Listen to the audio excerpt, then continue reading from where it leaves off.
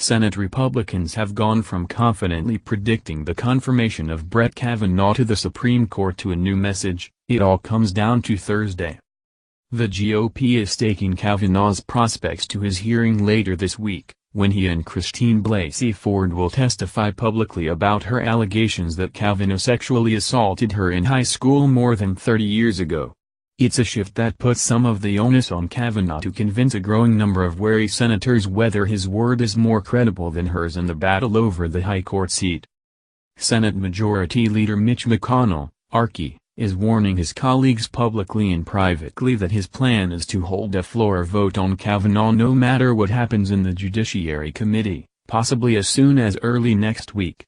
Though Kavanaugh currently lacks the votes to be confirmed, the GOP leader is signaling that he will hold the vote anyway to force all 100 senators to go on record and put maximum pressure on red state Democrats that the GOP is hoping to defeat this fall, Republican senators said. Whether that vote will be successful remains in doubt, the senators said. Once we get a chance to have a hearing, then we'll figure out where we go from there. I think our members are taking this very seriously, said Senator John Thune of South Dakota, the number 3 Republican. Most of our members are going to wait till Thursday. Thursday is kind of the key day in this. Let's wait and see what happens on Thursday. I am very supportive of Judge Kavanaugh, but I want to hear her testimony, added Senator Shelley Moore Capito, R.W. Virginia. The tension inside the Senate GOP conference was palpable on Monday after a weekend filled with new sexual misconduct allegations against Kavanaugh, which came amid furious negotiations between the Judiciary Committee and Ford's legal team over her appearance. Some pro-Kavanaugh hardliners like Senators Lindsey Graham of South Carolina, Orrin Hatch of Utah and Tom Cotton of Arkansas want the GOP to forge ahead and jam Kavanaugh through despite the allegations from Ford and Deborah Ramirez, who told The New Yorker that Kavanaugh exposed himself to her in college. They and others worry about the precedent that would be set for future nominees if the GOP abandons Kavanaugh. Senate Majority Whip John Cornyn, Republican Texas, who serves on the Judiciary Committee, said the panel could vote on Kavanaugh's nomination as early as Friday, although he noted no final decision has been made to do so yet.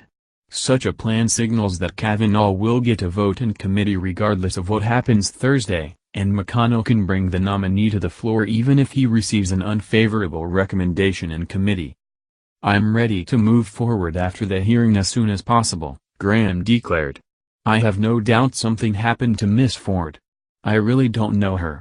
What I've got before me is unknown time, unknown location, no credible verification.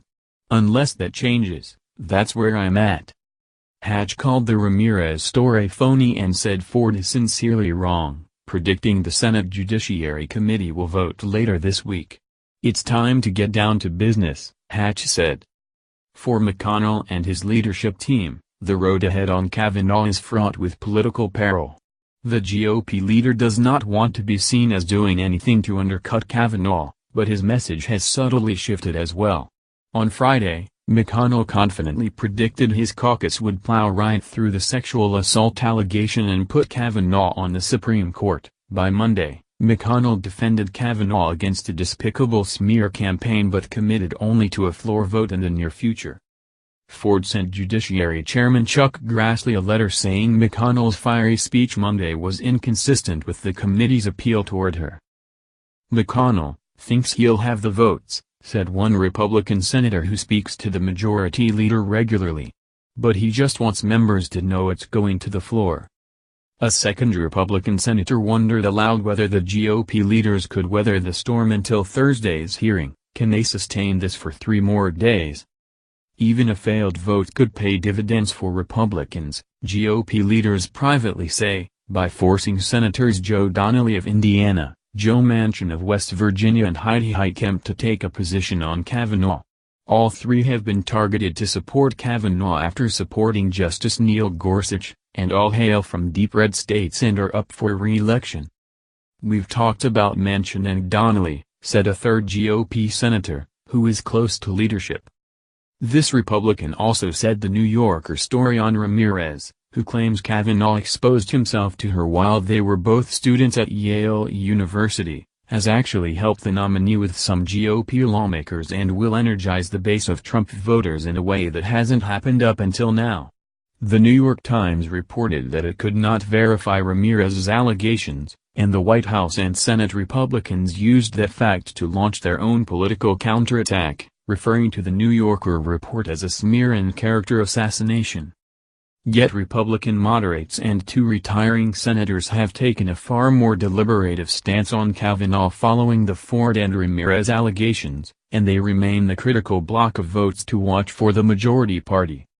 GOP Senators Jeff Flake of Arizona, Bob Corker of Tennessee, Susan Collins of Maine and Lisa Murkowski of Alaska are all preaching a thorough process and saying they have an open mind. Collins said the Judiciary Committee needs to interview Ramirez under oath.